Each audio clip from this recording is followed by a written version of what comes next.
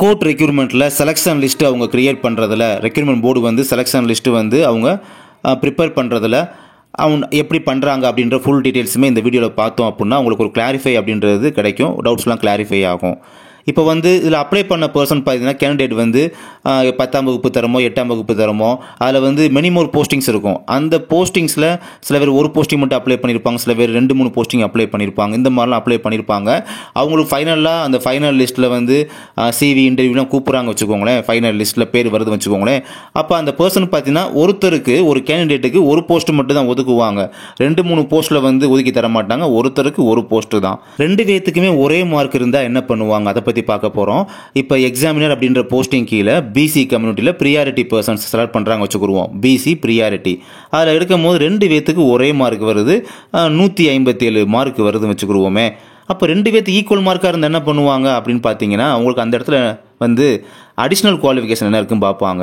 ஏன்னா அது வந்து 10th குவாலிஃபிகேஷன் போஸ்டிங் அப்படின்றனால இப்போ அந்த 2 பேருமே யார் அதிகம் படிச்சிருக்கா, 12th படிச்சிருக்காங்களா? எஸ், 2 பேருமே 12th படிச்சிருக்காங்க.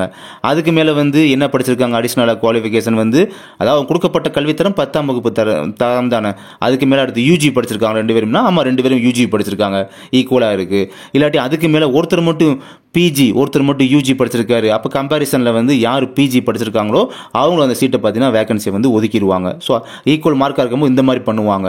ஒருவேளை அந்த 2 பேருமே 157 மதிப்பெண் எடுத்த 2 பேருமே ஈக்குவல் எஜுகேஷன் குவாலிஃபிகேஷன் ஈக்குவலாக இருக்குது, 2 பேரும் யூஜி தான் படிச்சிருக்காங்க அப்படின்னா அதுக்கப்புறம் அடுத்தது என்ன பண்ணுவாங்கன்னா ஏஜை பார்ப்பாங்க. இப்போ தான் ஆமாம், வேறு வழி இல்லை, 2 பேருமே ஒரே ரிசர்வேஷனில் இருக்காங்க, ஒரே ப்ரியாரிட்டியில் இருக்காங்க, ஒரே மார்க்காக இருக்குது, அதுக்கப்புறம் அடிஷனல் குவாலிஃபிகேஷன் சேமாக யூஜி இருக்குது அப்படின்னா அதுக்கப்புறம் என்ன பார்க்கும்போது ஏஜை பார்க்கும்போது யார் கூட ஏஜ் இருக்காங்க அப்படின்னு பார்க்கும்போது இப்போ ஒருத்தருக்கு 28 ஒருத்தருக்கு 34 அப்படின்னா ஸோ யார் கூட ஏஜோ அவங்க அந்த வேகன்சியை வந்து அலாட் பண்ணிடுவாங்க ஃபைனல் லிஸ்ட்டில், ஓகேங்களா? அந்த மாதிரி இப்போ ஏஜுமே ஈக்குவலாக இருந்தால் என்ன பண்ணுவீங்க, அது ரொம்ப ரேராக தான் நடக்கும். இப்போ எக்ஸாம்பிள் சொல்கிறேன், 2 பேர்த்துக்குமே 39 ஏஜுமே ஃபைனலாக பார்க்கும்போது சேம் ஏஜாக இருக்குது அப்படின்னா அந்த இடத்துல என்ன பண்ணுவாங்கன்னா அவங்க பிறந்த அந்த மந்த் அடிப்படையில் பார்ப்பாங்க. இப்போ 39.2, அதாவது அவர் பிறந்து 39 வருடங்கள் 2 மாதங்கள், ஆனால் ஒருத்தருக்கு 39 வருடம் பிறந்து 8 மாதங்கள் ஆகுச்சு, அப்போ யார் கூட மாதங்கள் முந்துரா? ஸோ இந்த மாதிரி இதெல்லாம் ரொம்ப ரேரு பார்க்குறது. ஏஜ் முன்ன பின்ன கூட இருக்கும் போது யாருக்கு ஏஜ் கூடவோ அவங்களுக்கு கொடுத்துருவாங்க. இருந்தாலும் அப்படி ரொம்ப அக்யூரேட்டாக பார்க்குறதா இருந்தால் ஒரே ஏஜில் இருக்குமோ அப்படி பார்த்தா இந்த மாதிரி மந்த்து, ஒருவேளை மந்த்துமே ஒரே மாதிரி இருந்துச்சுன்னா அந்த இடத்துல என்ன பண்ணுவாங்க, இப்போ ஃபார் எக்ஸாம்பிள் ஒருத்தர் 39 வருடம் பிறந்து 2 மாதம் ஆகுது, இன்னொருத்தர் அவருமே பிறந்து 39 வருடம் 2 மாதம் சேமாக இருக்குது, அப்புறம் அதெல்லாம் டேட்டை பார்ப்பாங்க. ஸோ இந்த மாதிரி தான் அக்யூரேட்டாக பார்க்குறது. இப்படி தான் பார்த்தீங்கன்னா செலெக்ஷன் ப்ரொசீஜரில் சேம் ஈக்குவல் மார்க்காக இருக்கிறவங்க இந்த மாதிரி பார்ப்பாங்க. அதாவது பார்த்தீங்கன்னா அது கிரிக்கெட் மேட்ச் பார்க்குறவங்க இந்த T20 வந்து மேட்ச் டிராவ் ஆச்சுன்னா சூப்பர் ஓவர், அப்புறம் சூப்பர் ஓவருக்கு சூப்பர் ஓவர் வைப்பாங்க பார்த்தீங்கன்னா அந்த மாதிரி தான் இந்த கதையுமே. அப்புறம் ப்ரியாரிட்டி சீட்லாம் அலாட் பண்ணும்போது பார்த்தீங்கன்னா ப்ரியாரிட்டிக்கு ப்ரியாரிட்டியை தான் எடுப்பாங்க, நான் ப்ரியாரிட்டி கேண்டிடேட் தான் செலக்ட் பண்ணுவாங்க அப்படின்றத நான் ஆரம்பத்திலேருந்தே உங்கள்கிட்ட சொல்லிட்டு தான் வந்துட்டு இருக்கேன். பட் இதில் எப்படி கேட்குறீங்க, ப்ரியாரிட்டி வந்து அவங்க கேட்டு அந்த டிஸ்ட்ரிக்டில் யாருமே ப்ரியாரிட்டியே அப்ளை பண்ணலாம், அந்த கம்யூனிட்டியில் யாருமே எடுக்க முடியலை, யாருமே இல்லை அப்படின்னா நான் ப்ரியாரிட்டி எடுத்துக்கிடுவாங்களா கேட்குறீங்க. ஸோ அந்த மாதிரிலாம் பண்ண மாட்டாங்க.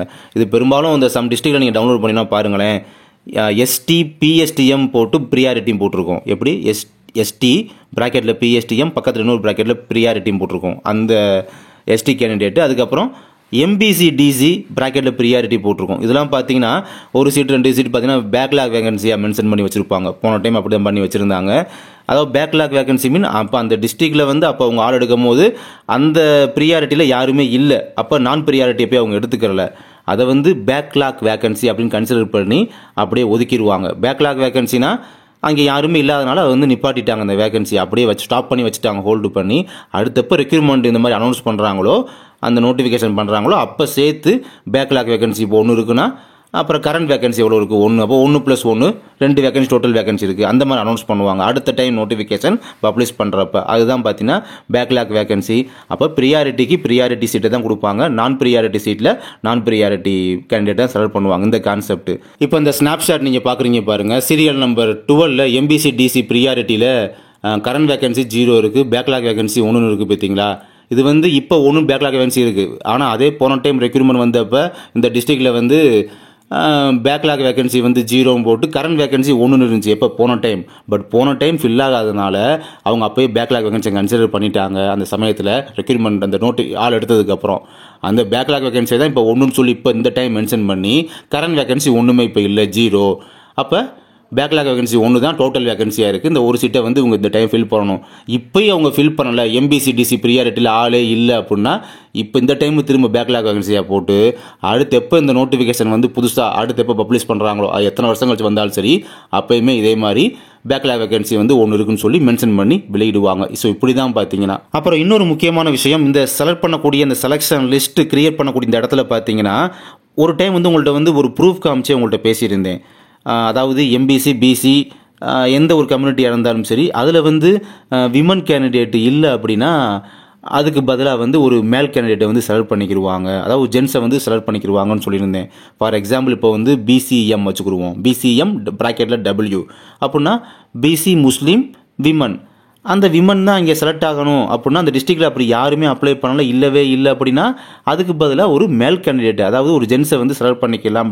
இப்படி ஒரு ரூல் இருக்குன்னு சொல்லி நான் வீடியோ போஸ்ட் பண்ணியிருந்தாலுமே ஆனால் இது சில இடங்களில் பார்த்தீங்கன்னா தவிர்க்கப்படுது. எப்படின்னு பார்த்தீங்கன்னா இப்போ இதுக்கு முன்னால் வந்து டிரைவர் நோட்டிஃபிகேஷன்லாம் பார்த்தீங்கன்னா செலக்ட் பண்ணியிருக்காங்க, அந்த ரூலை ஃபாலோ பண்ணியிருக்காங்க.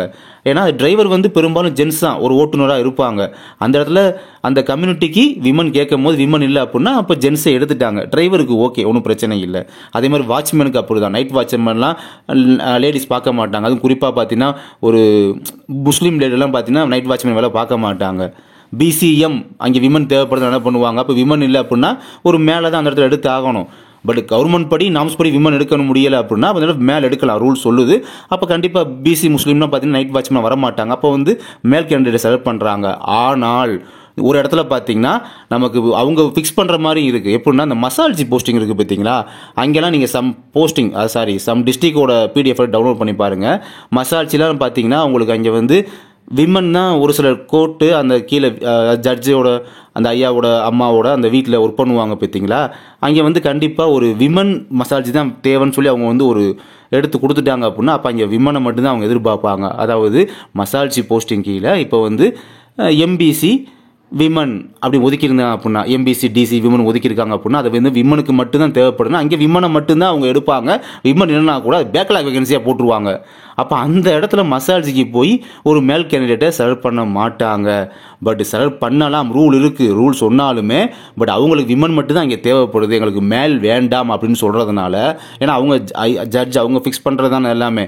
அப்படிங்கும்போது அந்த இடத்துல வந்து ஒரு விமன் மட்டும் தான் அவங்க தேவைப்படுது. அப்படிங்கும்போது விமன் இல்லை அப்படின்னா அதை அப்படியே விட்டுறாங்க, அது பேக்லாக் வேகன்சியாக போட்டுறாங்க. அதுக்கு சம் டிஸ்ட்ரிக்ட் நீங்களே பிடிஎஃப் டவுன்லோட் பண்ணி பாருங்கள், உங்களுக்குமே தெரியும். பேக்லாக் வேகன்சியாக போட்டால் அடுத்த ரெக்ரூட்மெண்ட் எப்போ அதை வந்து போடுறாங்களோ, எப்போ நோட்டிஃபிகேஷன் பப்ளிஷ் பண்ணுறோம் அந்த சமயத்தில் இது மாதிரி அப்போ அந்த சீட்டை வந்து ஃபில் பண்ணிக்கிறாங்க. ஸோ இப்படி தான் போயிட்டு இருக்கு. இப்போ டோட்டலாக இந்த வீடியோ மூலமாக நீங்கள் புரிஞ்சுக்கிட்ட விஷயம், ஒருத்தருக்கு எத்தனை போஸ்ட் அலாட் பண்ணி கொடுக்குறாங்க, 2 பேருமே ஈக்குவல் மார்க் இருந்தால் எப்படி எந்த மாதிரி ஃபாலோ பண்ணி சீட் அலாட் பண்ணி கொடுக்குறாங்க, ப்ரியாரிட்டி சீட்டுக்கு நான் ப்ரியாரிட்டி பர்சனை வந்து செலக்ட் பண்ணிக்கிறாங்களா, பேக்லாக் வேகன்சினா என்ன, அதுக்கப்புறம் விமனுக்கு பதிலாக ஒரு மேல் கேண்டிடேட்டை செலக்ட் பண்ணுறதுல டிரைவருக்கும் வாட்ச்மேனுக்கும் ஒரு பாகுபாடும் மசால்ஜிக்கு ஒரு பாகுபாடும் காட்டுவதற்கான காரணம் என்ன அப்படின்ற ஃபுல் டீடைல்ஸுமே உங்களுக்கு எல்லாமே தெரிஞ்சிருக்கும்.